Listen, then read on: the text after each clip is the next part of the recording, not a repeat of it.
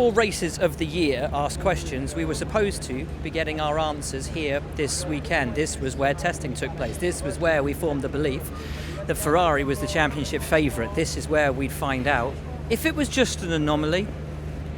It's not. Mercedes have absolutely bossed it. Dominated qualifying, dominated the race.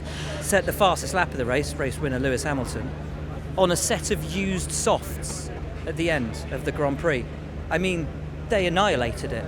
And Ferrari, once again, weren't even on the podium. Incredible. Lewis took the lead at the start. Valtteri just slightly groggy off the line. He has been a couple of times this year. But Vettel was steaming down around the outside into turn 1. It was that moment that could have completely turned this race on its head had Seb been able to make it around. And I've got, something in my eye. But he didn't. He locked up the front right, and in so doing fell back from a potential first to 4th as Verstappen got through round the outside at turn 3. And that was your Grand Prix, pretty much from that point on. Mercedes in a league of their own. Verstappen once again taking everything out of that Red Bull package to finish ahead of the Ferraris, who finished in 4th and 5th. Here are your top 3 then. Lewis Hamilton delighted with his result. Valtteri Bottas probably a little disappointed at the end of a weekend when he had bossed his teammate in qualifying to the tune of 0.6 of a second, and Max Verstappen once again showing why he is widely regarded in this paddock as probably the best driver of the season so far. I think I just obviously got my good start, and then once I got ahead, it was just head down and just don't look back. And really grateful for this incredible team. They've continued to push the limits, bring some upgrades here this weekend, which have really added to the car's performance. And we're creating history day by day or weekend by weekend, and incredibly proud to be a part of that. But I'm really happy today as well. I didn't make a single mistake, which is rare. You sometimes look back in the race and say like, I made a bit of a mistake there, I lost a bit of time there, but I can't honestly recall having a mistake. So that's a real positive to come away with, especially after a difficult day yesterday. Valtteri, P2, were you surprised by Lewis's pace off the start and how he managed to eke out the lead he did? No, I'm not surprised. At the start I had a clutch issue, some vibration from the clutch, which I never had before, so it's quite annoying. I lost the race there. And on this track it's always difficult to follow another car, so easier to control at the front, so no surprise. It was quite hectic in 3 cars going into one corner, and I decided to back out of it. And then it was a bit busy over there, but at the end it was good for me because I had the good line out of turn 2 into turn 3. So to get to P3 in that corner was, I think, very crucial for our race, because from there onwards I could do my own pace and do our own strategy, and it seemed that it worked out well. You said today you were fighting the Ferraris. Mercedes a little far out of reach, but what does this mean for the championship now? Back into P3. It's the best we can do at the moment. So I'm happy about that. Again, good amount of points. So let's try to keep it going like this. One question then we can definitely answer this weekend. They are not the championship favourites. They do not have the best package. They are not the team with the target on them. They are the team that are having to target the others. 1, potentially even 2 teams in Formula 1 now. They have it all to do. And just the turnaround in fortune, the turnaround in competitiveness from where we were a couple of months ago to where we are now, frankly, is astonishing. And we keep saying it, and people keep saying, oh, you're so gullible to believe it in the first place. Maybe we were, but we dared to dream that it was theirs for the taking. And they've got so much to do, so much work to do now. Again, an interesting strategy for them. In the first opening gambit of the race, Vettel had locked up that front right going into turn 1. He had a bit of a flat spot there. Clearly wasn't as happy with his tyres throughout the opening gambit of the race. I think by lap 11 there was about an 11-second gap, neatly enough, from Hamilton back to Vettel. Leclerc had the pace. Clearly you could see Seb was giving the corners a bit of a wider berth, trying not to put so much energy into the tyres, trying to save a little bit of something. Leclerc was really racy and was much tighter, much more eager lines through the corners. And when you've got the confidence in your tyres, you can do that. Did Ferrari switch their drivers too late? Had they lost any potential chance they'd had to take that fight to Verstappen by leaving that switch too late? Arguably. But again, it's an answer to a question that we're not going to have now because it's done and it's all hypotheticals. One thing that isn't a hypothetical, I should say, is that again, the team that we thought should be the best isn't even on the podium. 4th and 5th today for Vettel and Leclerc. So how do you reflect on 4th place, given, like you say, you went for the win early on, but then didn't end up in the podium? I wouldn't say, but just trying to mix things up a bit. But I think we had the same pace as Max, but obviously he benefited from turn 1, and then it was difficult to get back. The start was quite good, then I got closed a little bit and I had to lift off and lost some positions. After that we wanted to do a one-stop strategy going on hard tyres. I think the first stint was very positive. The second stint I was struggling a bit more with balance, and then we had to stop again with the safety car, which compromised a little bit our strategy. But it's the way it is. 5th. The main thing we need to focus on now is the gap with Mercedes, trying to catch that. If we say that Max Verstappen has been the best driver of the opening 4-5 races of this season, then obviously his teammate is always going to fall into the shadows a little bit, and so it's been for Pierre Gasly, who's had a difficult start to the year. This weekend, though, I really think he started to turn things around, more at home, more comfortable with the car, and coming home just behind the 2 Ferraris in 6th place, I think reflective of a good weekend for him and one on which he can build for the remainder of the season. I would say it was an exciting start, exciting safety car. And then after that the first stint was pretty good. Managed to stay pretty close from the Ferraris, and we started to pick up a lot of rubber on the front wing, it just started to drop massively in terms of pace. So from that point the second stint and third stint was pretty difficult, not really competitive, and was pretty lonely race, I would say, from that point. So safety car made it a bit more exciting at the restart. With little battle with Charles, but unfortunately could not really make it. But I think it's good to score these points.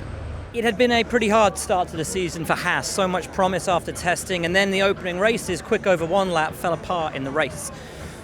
Upgrade package this weekend was positive for the team, but again they weren't sure if it was to do with the package, if it was track specific, if it was 1 lap specific, in fact, that had seen them back in a place where they were happy. It was going to take the race for those answers to come. The answers, I think, did come, certainly for this track and this weekend. P7 at the flag for Kevin Magnussen. Punchy race, as one might expect from him. Romain Grosjean fell off towards the end, though. It should arguably have been a 7-8 today. Ultimately a 7-10 for Haas. Perhaps they'd be a bit disappointed, but given where they've come from, I think a lot to be pleased with this weekend. No, it's been a good weekend, happy with the quality, happy with the race pace, we were comfortably P7 before the safety car, so that was very good. The pace was there, I was enjoying driving the car. Last few laps a bit more complicated, racing.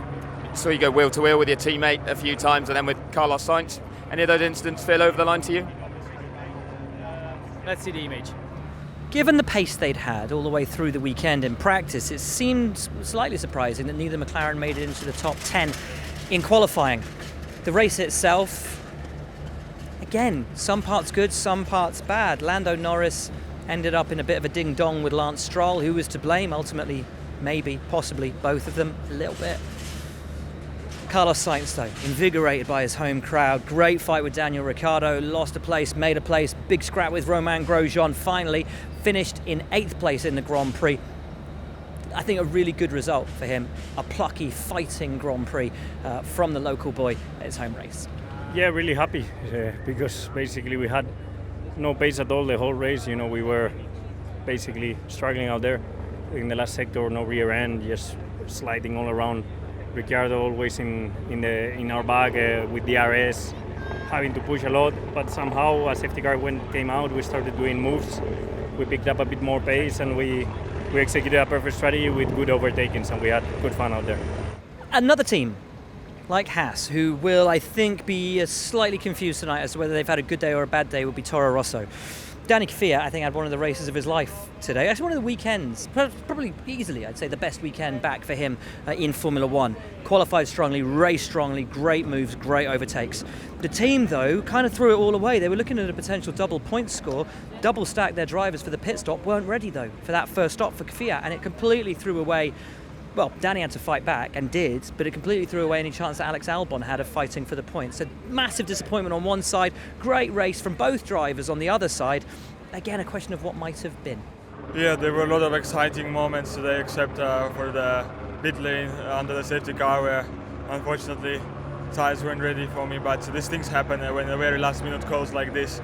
This was a very tough call for the team, but I'm sure we will learn from it. P7 was on the table today because I overtook Magnussen on track, and unfortunately that's how it is. Now to Renault. Tough weekend for them. Daniel Ricciardo made it through to Q3. Nico Hülkenberg out in Q1, then had to start from the pit lane after it was discovered that they'd obviously changed his front wing spec when he damaged his new spec front wing in the crash that he had in Q1. Because cars are in parc fermé from the time that qualifying starts and it wasn't notified to the stewards, had to start from pit lane.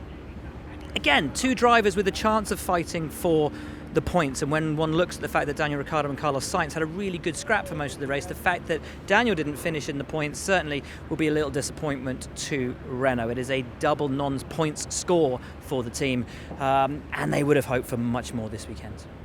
Daniel, tough race, nearly points, but not quite. Yeah. I mean, any more? I mean, we were behind Sainz the first stint and finally got past him.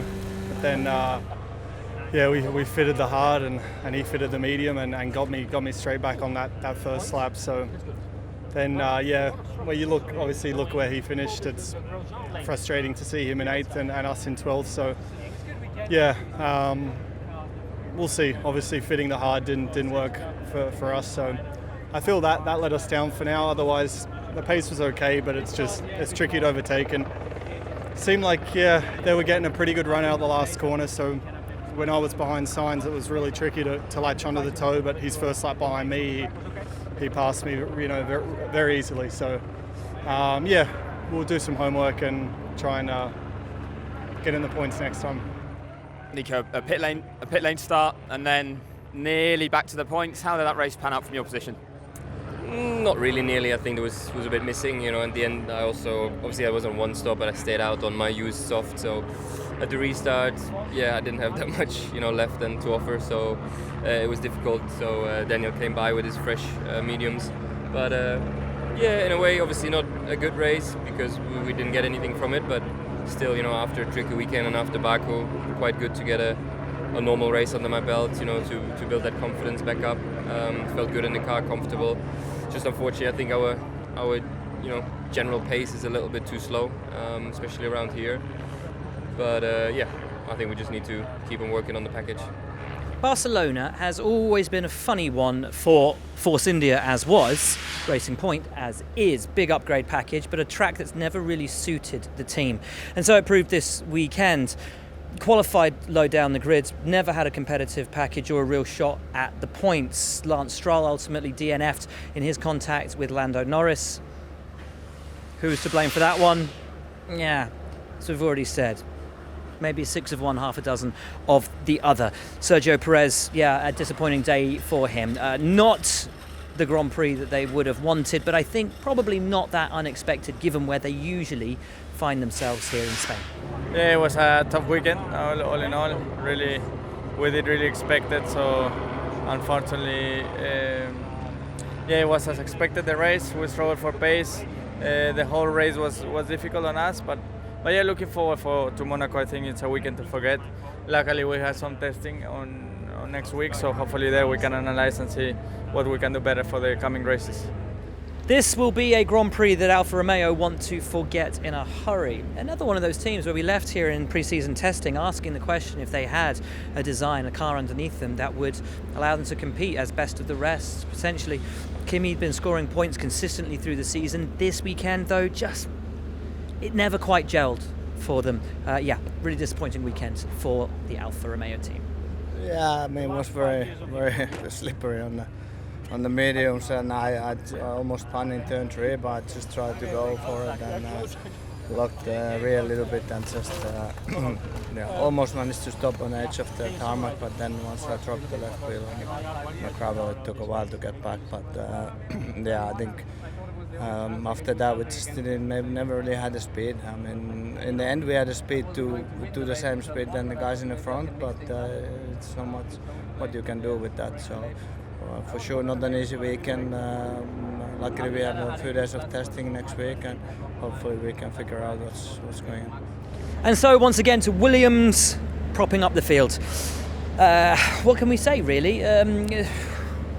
Didn't have the upgrades they needed because of what happened in Baku. So with that in mind, actually, I think another kind of solid weekend. Both cars made it to the finish. They weren't as far off in terms of overall pace as they were expecting to be. So tiny little incremental bits of positivity that you've got to take out of what is a very difficult situation. So let's talk to them at the end of another race that was just a bit It did start quite well, but I was squeezed between I think both racing points, so I have to lift off actually in the middle of the straight line, lost quite a lot of ground there. Then lost position to George, which I regained after in turn 4. First stint was looking not bad. When he overtook me, I got just a call to change a few things on steering wheel, and I was not expecting him to be so close. So I was practically not ready to defend anything. And the time I saw on the mirror he's catching up, it was too late. So then we just changed the strategy during the race. And I think it was good that safety car came out, so it actually split our second stint. Otherwise, it would be very difficult for us to, I think, to manage the tyres till the end. Robert got the better of me at the start, and then had a fairly nice little overtake on him, which I later found out was not shown at all on TV. So that was great. But that's how it is at the moment. Hopefully there'll be a replay later. But nevertheless, I think it's been an intriguing weekend for us. We've brought some test items and got some decent information from it. So, another learning weekend. So that is your lot from Paddock Pass. Now, we came into the weekend, of course, asking the question. You've heard it already. You don't need that again. Mercedes, a 5th, 1-2 in a row. Will it be a 6th in Monaco? Actually, if one place is likely to not play to their strengths, could it be Monaco? And not for Ferrari's gain, but potentially Red Bull. A Red Bull Honda win in Monaco. Wouldn't that be news to wake up to in Indianapolis for Fernando Alonso? The other thing we started this weekend off was talking about these lovely new motorhomes. Believe it or not, these things that have only just been put up, although there is testing here next week, will be packed down tonight, put on a truck and sent directly to Monaco, where they will be built up again and will be there shining and gleaming when we get there in literally just over a week's time. Everything is a day earlier, of course, in Monte Carlo. Can Mercedes make it 6 1-2s in a row? Can anybody stop them? That's the question we've got now. Is this season going to be history in the making for all of the reasons that we didn't think? All of the reasons that we thought were impossible? That's the question now. Incredible times, fascinating times. Mercedes with an absolute stranglehold on this. Thanks for following along. I hope you've enjoyed everything, and we will see you in Monaco.